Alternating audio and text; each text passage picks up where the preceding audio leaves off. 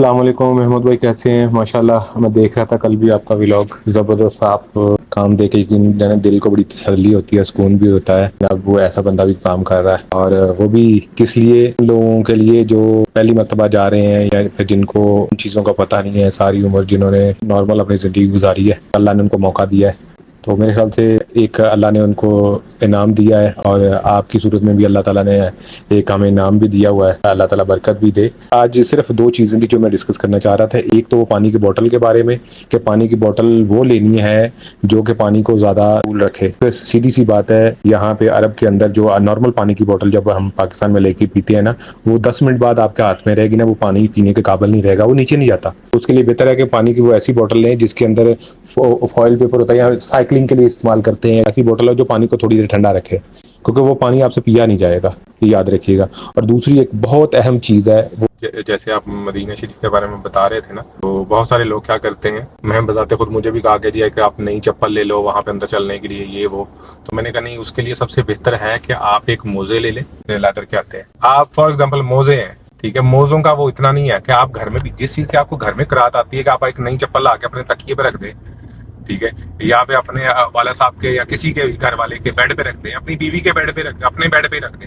تو وہ آ کے کیا کریں گے کہ یہ کیا اوپر رکھنے والی چیز ہے، اس کو اٹھا کے، وہ چاہے بالکل نہیں ہو. میرے ذہن میں یہی تھا کہ یار یہ تو بیسیکلی ٹھیک ہے، وہ الاؤ تو ہے، مگر کچھ چیزیں الاؤ ہونے کے باوجود ادب کے خلاف آپ کو فیل ہوتی ہے کہ یہ ادب نہیں ہے.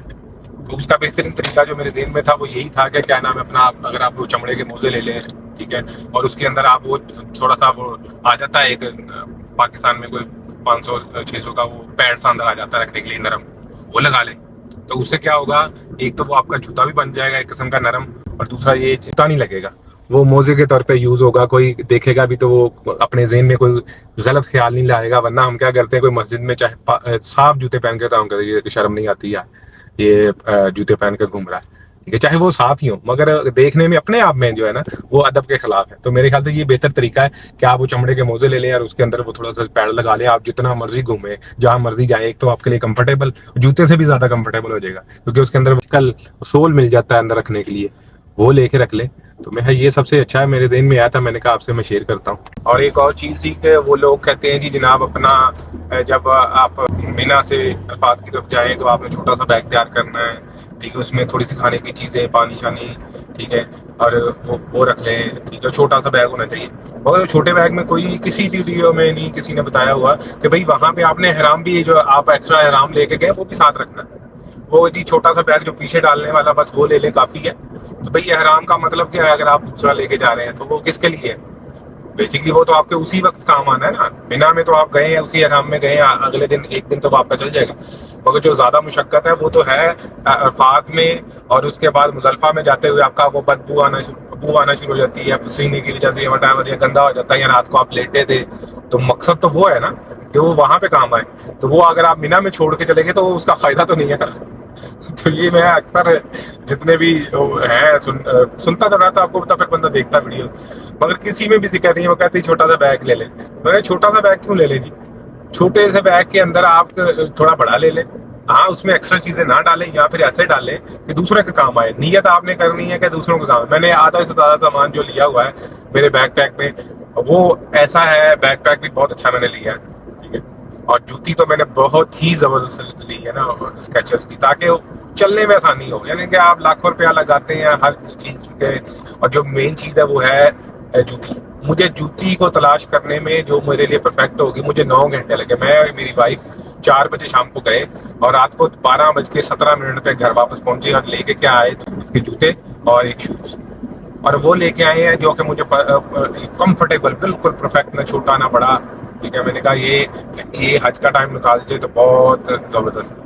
اور دونوں نرم ہے، مونی میں چل رہا ہوں، اور اتنا زبردست وہ چل رہے ہیں. ساری بات، وہ برانڈ تو ہے ہی ہے، مگر یہاں پہ اتنا کاسٹ پاکستان میں زیادہ کاسٹ نہیں ہے. جتنا پاکستان میں ایک جوتا آتا ہے، یہاں پہ وہ 2 آ جاتے ہیں، ٹھیک ہے. یہاں پہ سستا ہے.